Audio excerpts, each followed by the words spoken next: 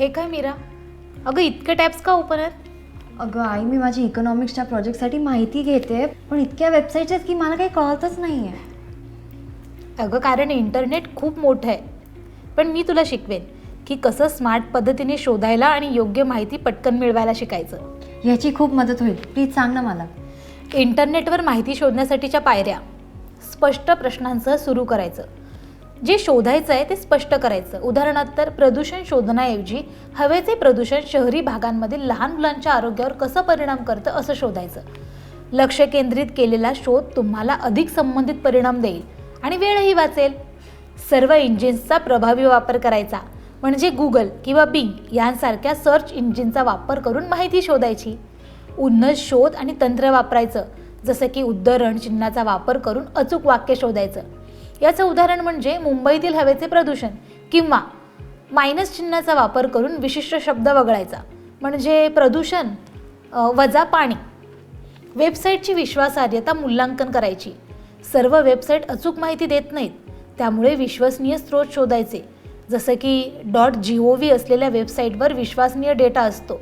शैक्षणिक संस्थांचे वेबसाईट, विद्यापीठे आणि शाळांची वेबसाईट .education किंवा .edu चांगल्या माहितीचे स्रोत असतात.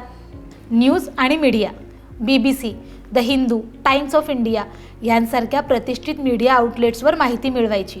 व्यक्तिगत ब्लॉग्स किंवा अशा वेबसाईटपासून सावध राहायचं ज्यांच्याकडे वस्तुनिष्ठ पुरावे नसतात. विविध स्रोतांचा वापर करायचा. एका वेबसाईटवर अवलंबून राहायचं नाही. तुम्ही ज्या माहितीचा शोध घेत आहात त्याच्या दुसऱ्या स्रोतांबरोबर क्रॉस चेक करायचं. संशोधन कागदपत्र किंवा ऑनलाईन जर्नल्स यांचा अभ्यास शोधायचा. तुमची माहिती आयोजित करायची.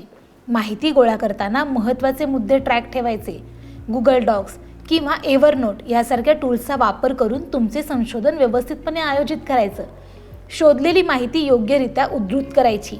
विशेषतः जेव्हा तुम्ही संशोधन पेपर लिहित असाल तेव्हा झोटेरो किंवा इझीबीब यासारख्या उद्धरण टूल्सचा वापर करायचा, जेणेकरून मूळ लेखकाला क्रेडिट देता येईल. विविध मीडिया वापरायचा, म्हणजे इंटरनेट फक्त मजकूर देत नाही, तर तुम्ही इमेजेस, व्हिडिओज आणि इन्फोग्राफिक्स देखील शोधू शकता, जे तुमच्या संशोधनाला अधिक आकर्षक बनवतात.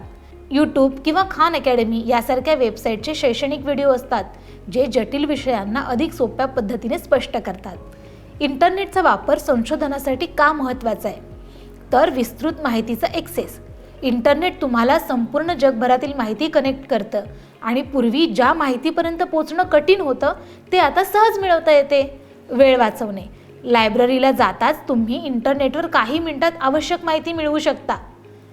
इंटरॅक्टिव्ह शिकणं: तुम्ही व्हिडिओ पाहू शकता, ब्लॉग वाचू शकता आणि ऑनलाईन कोर्सेसमध्ये सहभागी होऊन अधिक शिकू शकता. ताज्या माहितीचा ॲक्सेस: इंटरनेट तुम्हाला नवीन बातम्या आणि घडामोडींसह अपडेट ठेवते. धन्यवाद आई, आता मला समजलंय की इंटरनेटचा प्रभावी वापर कसा करायचा. समजलंय ना? मग आता प्रोजेक्ट तयार करायला सुरू कर.